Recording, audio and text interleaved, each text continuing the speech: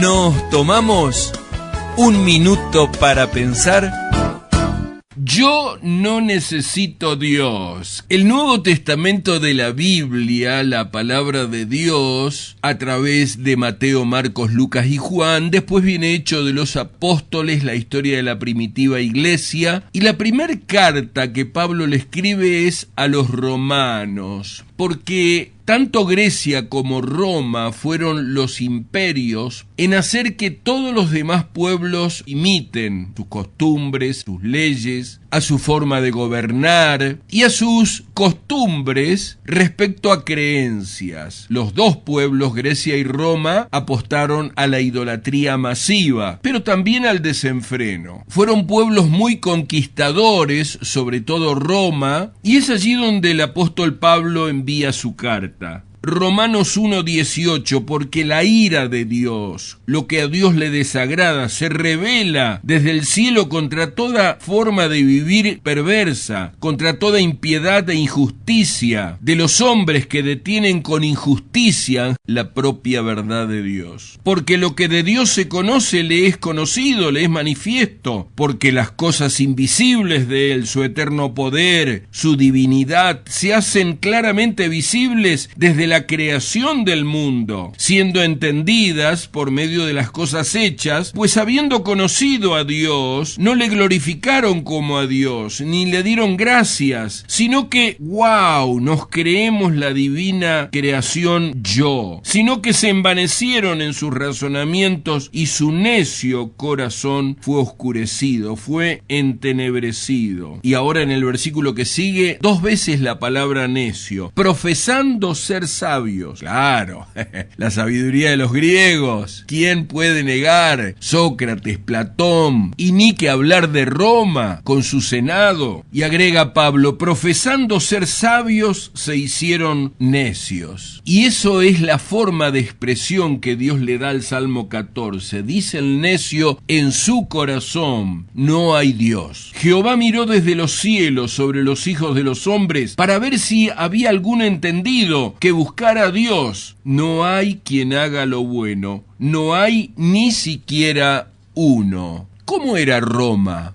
En Roma todo estaba en venta, desde el voto de sus ciudadanos en los procesos electorales hasta las sentencias de los jueces y los contratos de construcción de obras. Algunos estudiosos afirman que la corrupción en la administración de los dineros públicos en la Roma imperial era abiertamente superior a la que se ve en la actualidad. Los ciudadanos hacían filas en el propio foro romano para vender su voto en las elecciones de senadores, tribunos de la plebe, cónsules. Los candidatos a estos cargos vestían túnicas sin bolsillos para simular que no tenían dónde guardar dinero mal habido. La aprobación indebida por parte de los funcionarios públicos era moneda corriente, la corrupción generalizada.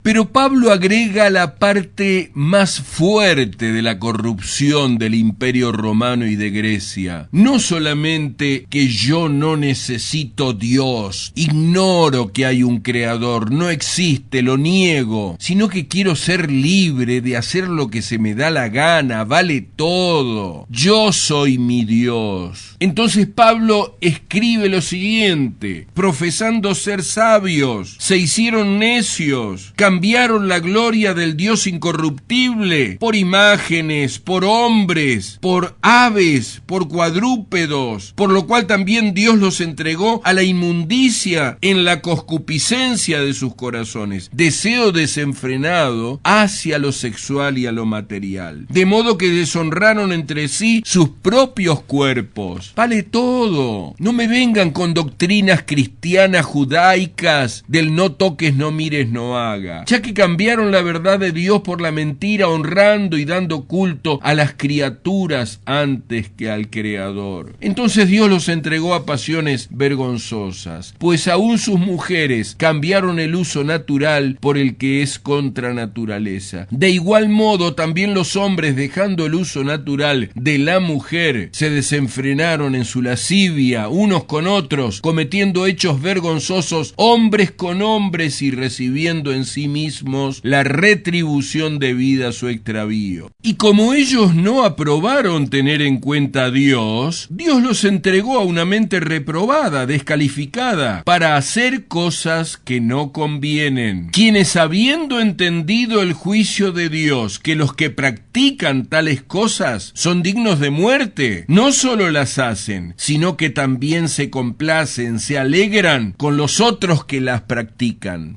Roma tuvo aproximadamente 26 emperadores en época del imperio. Algunos emperadores son considerados homosexuales. Las relaciones llevadas a cabo entre hombres debían ser al mismo tiempo una relación de poder. Era aceptable que un emperador tuviera esclavos que le satisfacían sexualmente. La condición era no optar por una postura pasiva en las relaciones homosexuales. Se podía tener relaciones entre hombres siempre y cuando no hubiera intenciones de relación sentimental y formal. Hay un listado de emperadores que hablaron directamente de sus preferencias sexuales. Entre ellos se encuentra Nerón, Adriano, Heliogábalo entre otros. Se cuenta que por lo menos 10 de los emperadores romanos fueron considerados homo o bisexuales, no precisamente por su forma de gobernar. Por el contrario, su vida dejaba mucho de qué hablar. Se considera que el primer emperador en casarse y hacer pública su relación fue Nerón. Heliogábalo es el emperador que más dio de qué hablar en la antigua Roma. Tuvo una gran cantidad de amantes, hombres y mujeres, disgustó a mucha gente por sus acciones y por casarse 2 veces con hombres. Se cree que es la primera vez en la historia que se tiene registro de querer realizar una operación de cambio de sexo. El gusto de Heliogábalo por aparentar ser una mujer llegó hasta tal punto que consultó con algunos de los médicos más prestigiosos la posibilidad de someterse a algún tipo de intervención para cambiar su sexo, lo que para algunos le convierte en la primera persona de la historia en demostrar su intención de transexualidad.